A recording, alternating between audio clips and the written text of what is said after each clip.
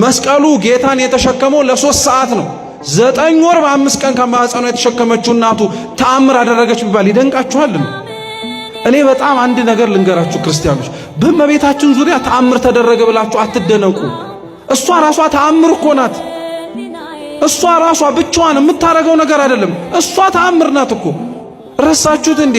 ትንቢተ ኢሳይያስ ምዕራፍ 7 ቁጥር 14 ላይ እኮ ድንግል በድንግልና ጸንሳ በድንግልና ትወልዳለች፣ ስሙንም አማኑኤል ትለዋለች።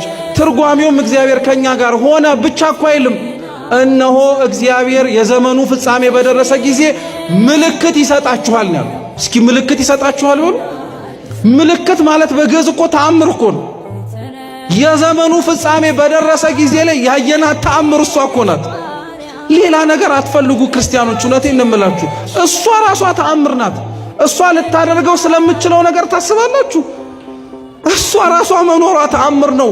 መራመዷ እዚህ መሬት ላይ ድንቅ ነው። መወለዷ ለዚህች ዓለም በጣም የማይመጥን ነገር እኮ ነው። እንደው እግዚአብሔር ለኛ ድህነት አስቦ ካልሆነ በቀር